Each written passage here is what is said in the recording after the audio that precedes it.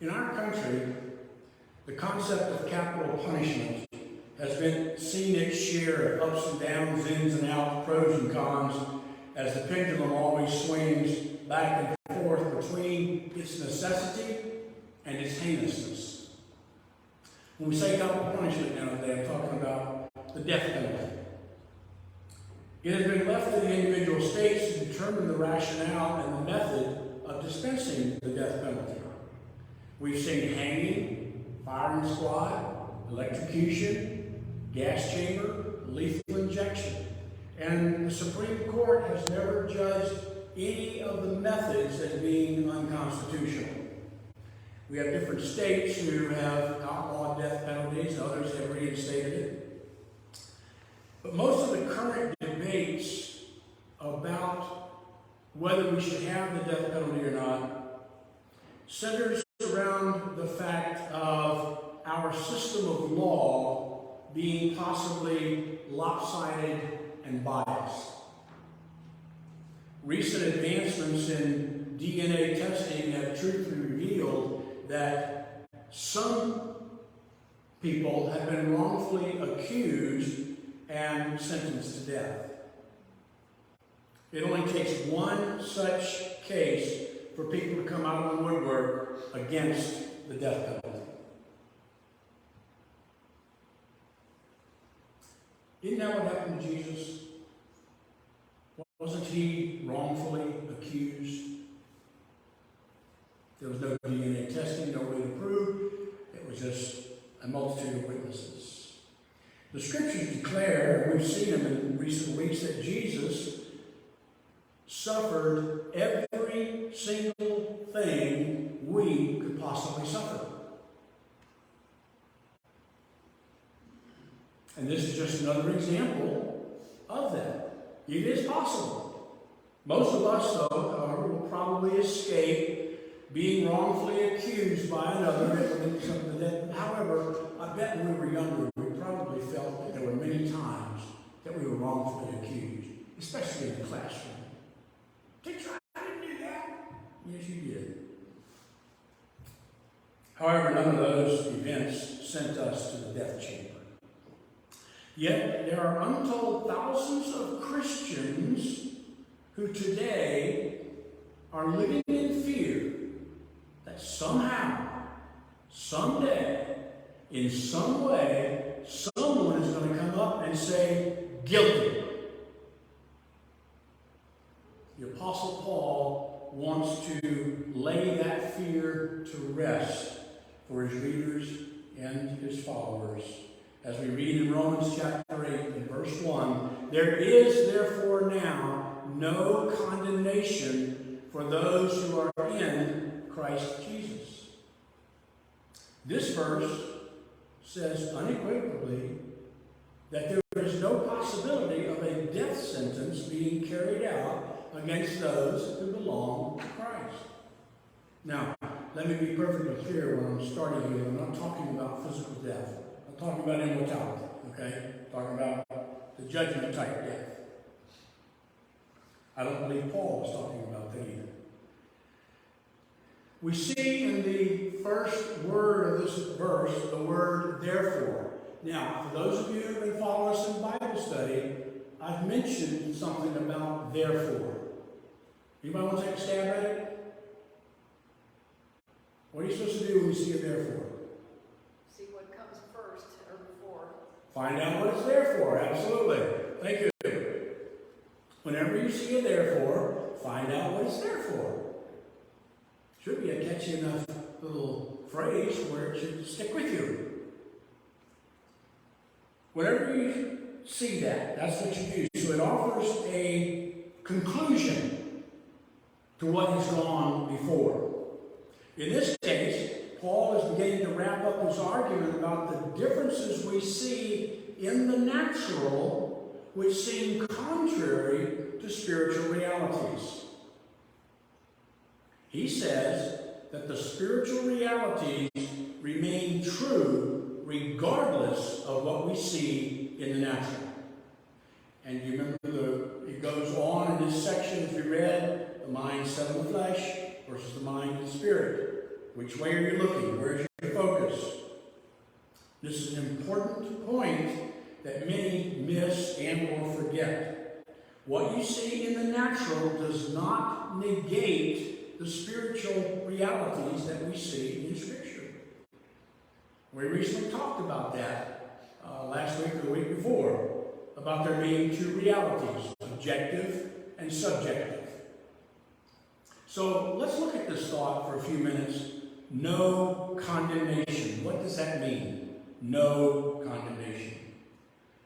For many people, this verse has been used as a verse of comfort for someone when they're feeling guilty for something they have done or something they didn't do. And they point to this verse and say, you shouldn't feel condemnation because this verse says there is no condemnation. Now, hopefully, that helps the person feeling that way in that moment, but that is not the intent of this verse. Condemnation here is a very strong word, meaning a judgment against. Paul is saying there is no judgment against those who are in Christ. Now, there are people, there are denominations who believe that it is possible to move in and out of being in Christ. In other words, they claim you can lose your salvation. Now, I don't want to teach on that this morning. There's a multitude of verses which would disprove that, but I will share one of them with you.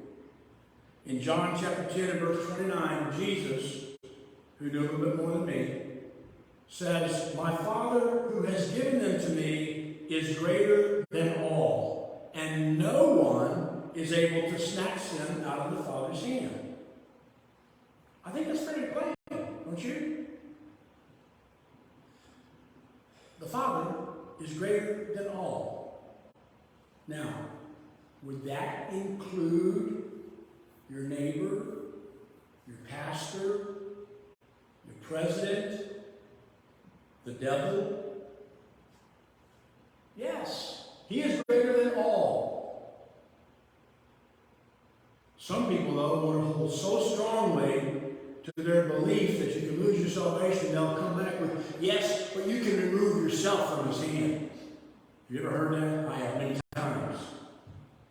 But it says he's greater than all. That would include me. I can't remove myself. I had a good friend who would say, oh yeah, you can jump out of the Father's right hand, but you're going to land up in his left hand. And when you understand that Scripture, the left hand of God, is the hand of judgment, you don't want to be in the left hand of God. So is there any way that this word all can be taken as a hyperbolic statement? We looked at the word all last week. And this verse says that God the Father is greater than all. That would be all, anything. So I don't think there's a way that this could be a hyperbolic statement saying that he's just greater than all people who like him. Not so. He's greater than all. Plain and simple. Plain and simple, he is greater than all, including the one who is in the Father's hand. So let it be settled. Once in, never out. Let's get back to the idea of condemnation.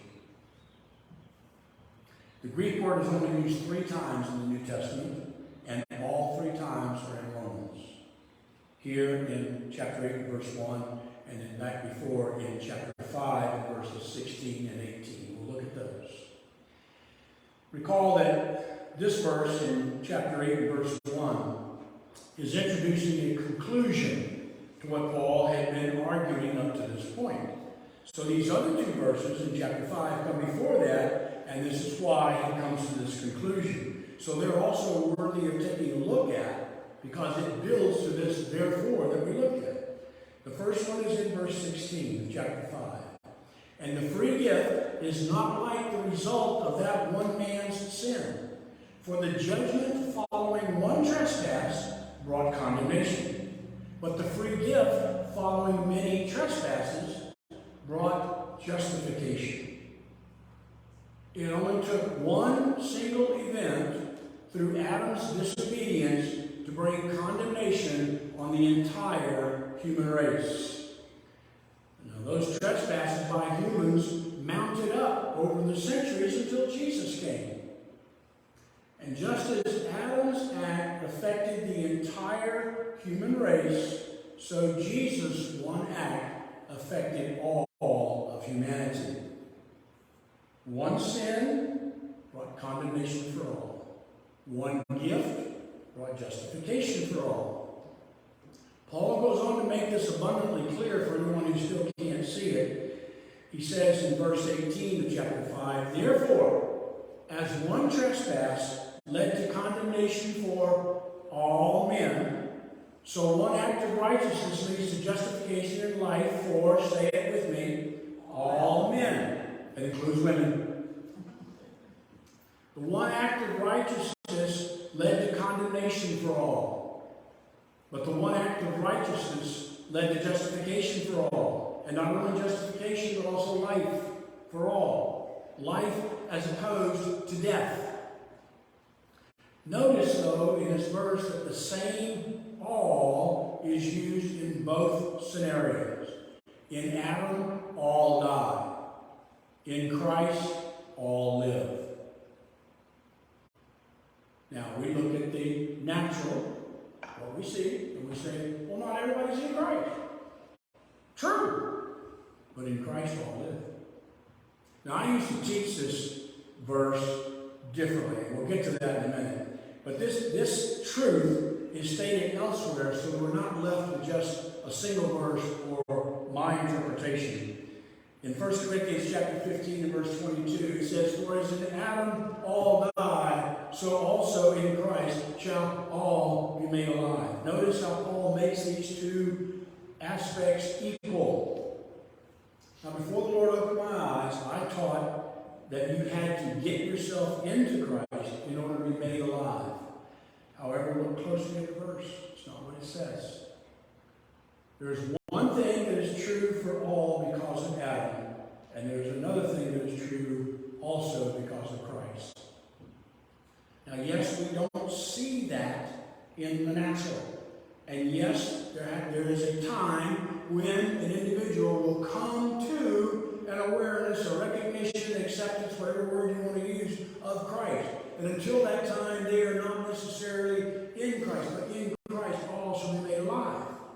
The two cannot be separated. What's true for Adam is also true for Christ.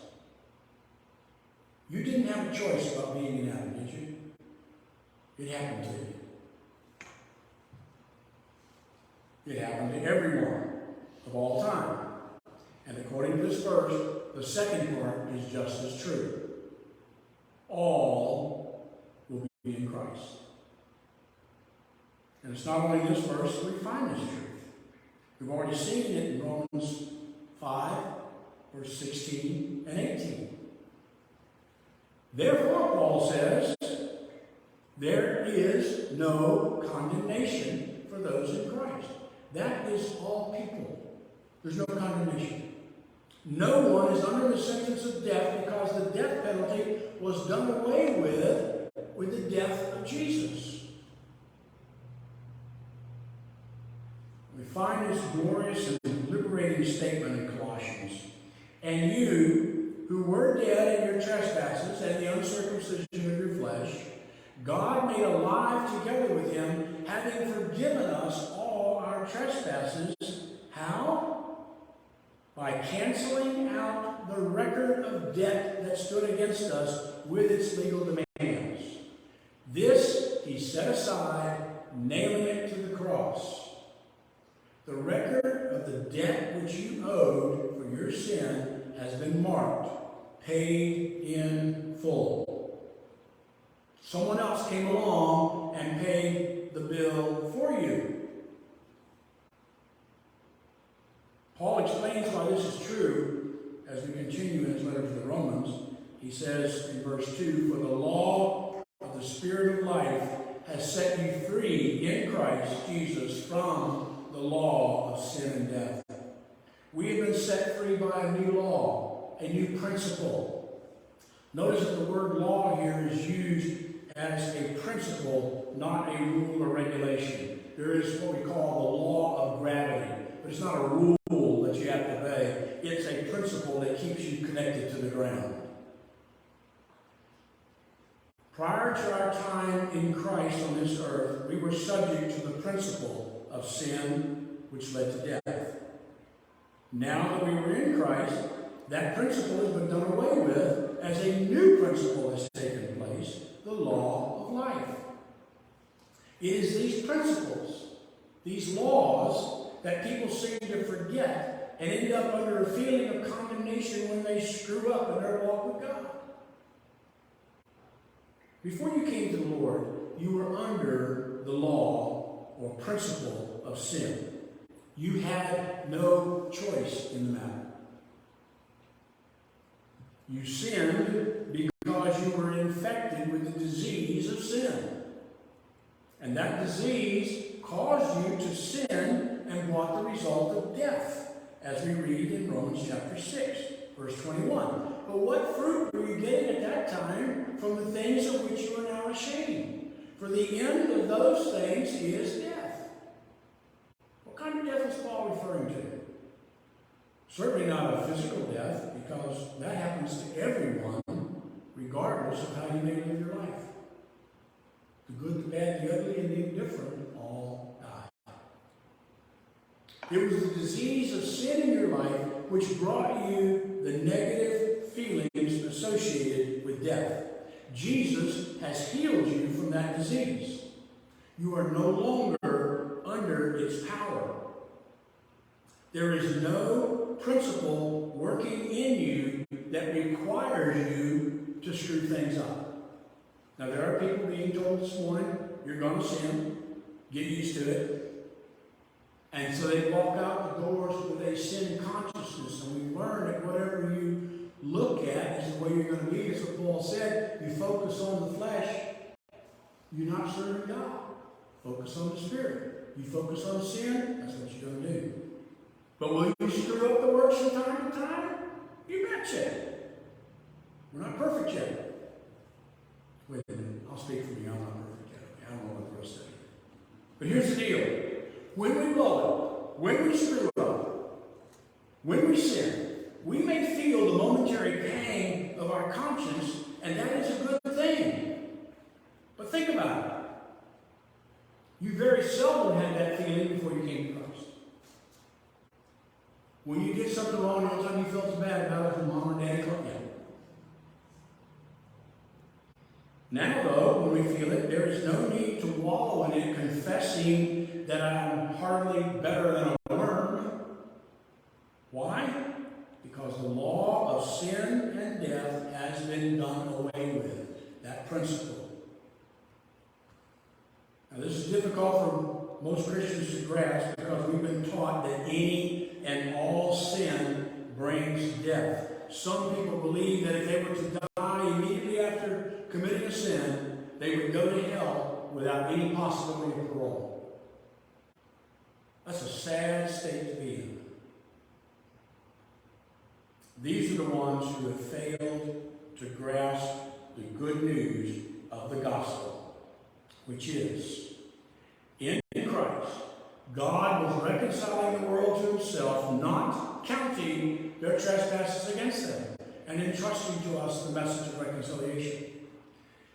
He was not counting our trespasses against us, yet the four spiritual laws, any type of street evangelism, all of it focuses around the fact of convincing the listener you're a sinner. You have sinned against the holy God, and you need to get right with that holy God. And yet it says here that God is not counting our trespasses against us. When he has reconciled the world, he reconciles it like a bank statement. Before Christ, we were in the debit column. Jesus died and your name got moved over to the credit column. You didn't do a thing for it. It just simply was done to you, for you.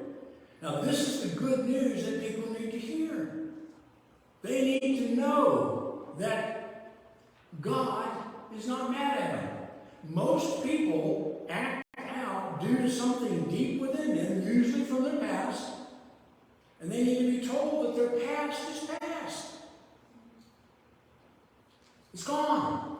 God was not angry with them then, and He's not angry with them now. Those of you who have done any kind of help counseling with people at whatever level, abused women and children, often think that that's how God is because of what their father did. It is a wrong concept that comes in. And we can be rid of that, we can be free from that when we know the gospel, which is God is not counting the trespasses, our trespasses against us. We no longer have the need to act out because there is no condemnation. There is no condemnatory sentence. There is no death penalty. There is nothing to fear from the one who loves you and the whole world which He created.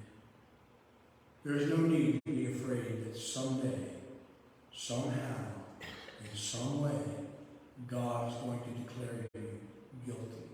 He has already declared you innocent. Do not look at the natural, at what you do or don't do. Look to Jesus, the author